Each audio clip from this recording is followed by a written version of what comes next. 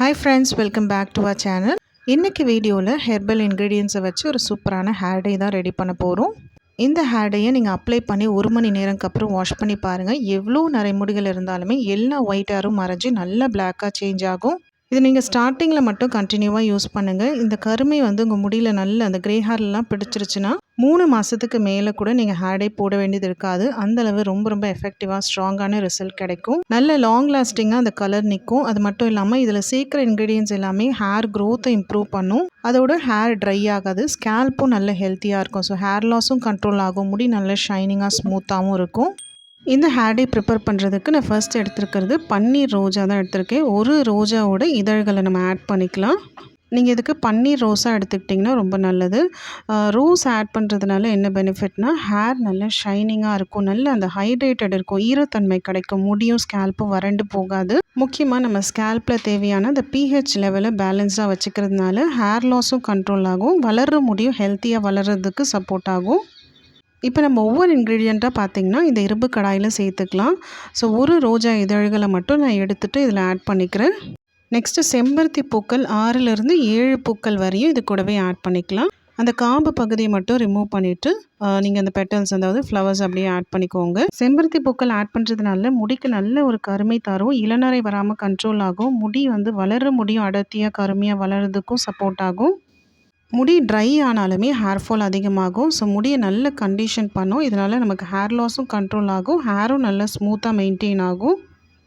Next இது கூட வெந்தயம் ஆட் பண்ணிக்கலாம். வெந்தயம் சேர்க்கறதுனால தலையில் டேண்ட்ரஃப் வராது. இது நம்ம ஹேர் ரூட்ஸை நல்லா ஸ்ட்ராங்காக ஹெல்த்தியாக வச்சுக்கிறதுனால ஹேர் க்ரோத்தும் ஃபாஸ்ட்டாக இருக்கும். ஹேர் லாஸ் கண்ட்ரோல் பண்ணும். வெந்தயம் பார்த்திங்கன்னா உடல் உஷ்ணத்தை குறைக்கும். பாடி ஓவராக ஹீட் ஆகும்போதே ஸ்கேல்ப்பில் அரிப்பு இருக்கும். ஹேர் ஃபால் அதிகமாகும். அதோடு பார்த்திங்கன்னா நரைமுடி பிரச்சனை அதிகமாக தான் வாய்ப்பு இருக்குது. இந்த சம்மர்லலாம் பார்த்திங்கன்னா வெந்தயமை அடிக்கடி ஒரு ஹேர் பேக்காக போடலாம். ஸோ பாடி ஹீட்டை ரெடியூஸ் பண்ணி கொடுத்து இந்த சைடு எஃபெக்ட்ஸ் எல்லாமே வராமல் ப்ரிவெண்ட் ஆகும். லாஸ்ட்டாக ஒரு ஸ்பூன் டீ பவுடர் ஆட் பண்ணிக்கிறேன். டீ பவுடரும் சேர்த்துட்டு இதில் 1 கிளாஸ் தண்ணி ஆட் பண்ணிக்கலாம். 1 கிளாஸ் வாட்டர் ஆட் பண்ணிவிட்டு இதை அப்படியே நம்ம ஸ்டவ்வில் வச்சு காய்ச்சி எடுத்துக்க போகிறோம். ஒரு நல்ல திக்கான ஒரு டிகாக்ஷன் மாதிரி நமக்கு கிடைக்கும். இப்போ ஸ்டவ் ஆன் பண்ணிவிட்டு இந்த கடையை அப்படியே வச்சுக்கிறேன். இது நல்லா கொதித்து பார்த்திங்கன்னா நம்ம சேர்த்து அந்த 1 கிளாஸ் தண்ணி அரை கிளாஸ்க்கு கொஞ்சம் அதிகமாக இருக்கணும். அது வரையும் நல்லா சுண்ட வச்சு எடுத்துக்கோங்க. இந்த இன்க்ரீடியண்ட்டோட எசன்ஸ்லாம் நல்லா இறங்கி அந்த தண்ணியோட அளவும் ரெடியூஸ் ஆகி வரும். உங்களுக்கு ஃப்ரெஷ்ஷாக கிடைக்கல, இந்த ரோஜாப்பூ செம்பருத்தி பூலாம் ஃப்ரெஷ்ஷாக யூஸ் பண்ண முடியலன்னா காய்ஞ்ச பூக்கள் கூட கடைகளில் கிடைக்குது. நாட்டு மருந்து கடைகளில் ஹெர்பல் ஷாப்லேயும் அவைலபிளாக இருக்கும். சில டிபார்ட்மெண்டல் ஸ்டோரில் ஆன்லைன்லேயும் கிடைக்குது. ஸோ இந்த மாதிரி ட்ரைட் ஃப்ளவராக வாங்கியும் நீங்கள் யூஸ் பண்ணிக்கலாம். இப்போ பார்த்தீங்கன்னா நம்ம சேர்த்து அந்த தண்ணியோட கலர் பாருங்கள் எந்த அளவு மாறி வந்திருக்கு. இன்னும் கொஞ்சம் நேரம் கூட கொதி வரட்டும். எப்போவுமே ஹேர் டை நம்ம இரும்பு பாத்திரத்தில் பண்ணும்போது நல்ல ஒரு பெனிஃபிட்டாக இருக்கும். அந்த இரும்பு சத்துக்களும் சேர்த்து அந்த இன்க்ரீடியண்ட்டோட இன்ஃப்யூஸ் ஆகும். ஹேர் டையோட கலரும் நல்ல பிளாக்காக சேஞ்ச் ஆகும். முடியிலையும் அந்த கருமை பிடிச்சி மாதக்கணக்கில் நீடிச்சிருக்கும். ஸோ கண்டிப்பாக இரும்பு பாத்திரமாக யூஸ் பண்ணுங்கள். இப்போ இது நல்லா கொதித்து இந்த கலர் பாருங்கள் மாறி இருக்குது. அந்த தண்ணி சேர்த்த அளவும் குறைஞ்சிருக்கு. நான் ஸ்டவ் ஆஃப் பண்ணிக்கிறேன். இது ஓரளவு வெதுப்பாக இருக்கும்போதே நம்ம ஃபில்டர் பண்ணிக்கலாம். கம்ப்ளீட்டாக ஆற வைக்கணும்னு அவசியம் இல்லை. ஸோ இது ஒரு டீ ஃபில்டர் வச்சு நல்லா வடித்து எடுத்துக்கிறேன். இந்த சக்கையெல்லாம் நமக்கு தேவைப்படாது. ஆனால் இருக்கிற அந்த சாறை கொஞ்சம் கூட விடாமல் வேஸ்ட் பண்ணாமல் பிழிஞ்சு விட்டுக்கோங்க. இதை இப்போ நல்லா ஃபுல்லாக ஃபில்டர் பண்ணி எடுத்தாச்சு. இந்த அளவுக்கு இருக்குது பாருங்கள். இது சின்ன கப்னால உங்களுக்கு ஃபுல்லாக தெரியுது. பட் நம்ம ஆட் பண்ண டம்ளரோட அளவு கொஞ்சம் பெருசு. ஸோ இது 1/2 டம்ளர் அளவு தான் இருக்கும்.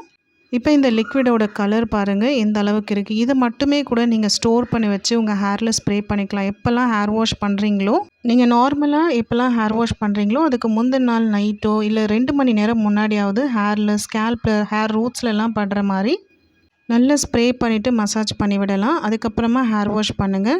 மினிமமாக 2 மணி நேரம் முன்னாடி, தலை குளிக்கிறதுக்கு 2 மணி நேரம் முன்னாடியாவது ஸ்ப்ரே பண்ணிகிட்டே வரலாம்.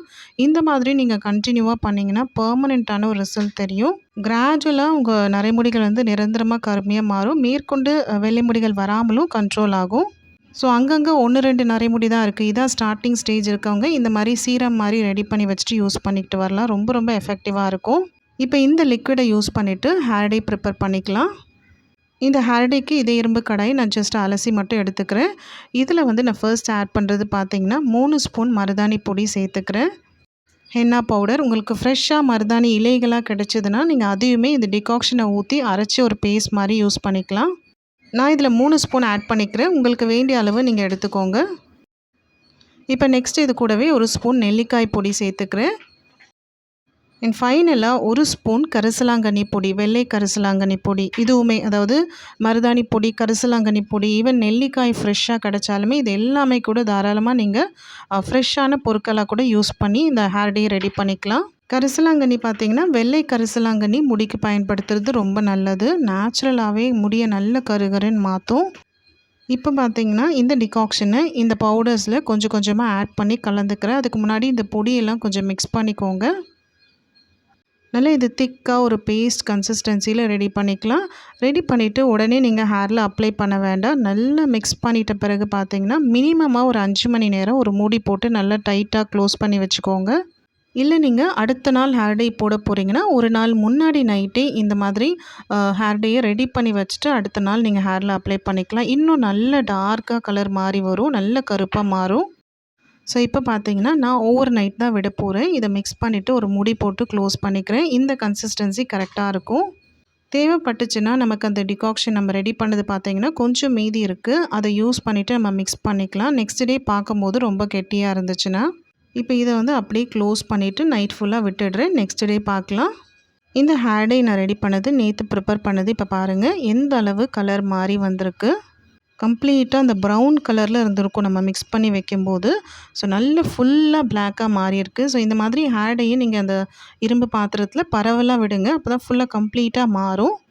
இதில் கொஞ்சம் திக்காக இருக்கிறதுனால நேற்று எடுத்து வச்சுருக்க அந்த டிகாக்ஷன் கொஞ்சம் மட்டும் ஆட் பண்ணிவிட்டு கலந்துக்கிறேன். இது மிக்ஸ் பண்ணிவிட்டு அப்படியே உங்கள் ஹேரில் அப்ளை பண்ணிக்கலாம். ரொம்பவே சூப்பராக ஃபர்ஸ்ட் டைம்லேயே உங்களுக்கு ரிசல்ட் கிடைக்கும். ஹேர் நல்லா ட்ரையாக க்ளீனாக வச்சுக்கோங்க. கொஞ்சம் கூட எண்ணெய் பிசுப்பு இருக்கக்கூடாது. ஸோ ஒரு நாள் முன்னாடியாவது தலை குளித்து நல்ல க்ளீனான ஹேரில் நீங்கள் போட்டு விடுங்க. க்ளவுஸ் இல்லைனா ப்ரஷ் யூஸ் பண்ணிவிட்டு நல்ல முடியை செப்பரேட்டாக செக்ஷனாக பிரித்து பார்த்தீங்கன்னா க்ரே ஹேர் இருக்கிற இடத்துலலாம் நல்லா படிகிற மாதிரி ஃபுல்லாக அந்த ஹேர் ரூட்ஸ்லேருந்தே போட்டு விடுங்க. அப்ளை பண்ணிவிட்டு 1 மணி நேரத்துலேருந்து 1.5 மணி நேரம் வரைய விடலாம். அதுக்கப்புறமா ப்ளெயின் வாட்டர் வச்சு வாஷ் பண்ணிக்கோங்க. ஷாம்பூ ஷேக்காயெல்லாம் போடாதீங்க.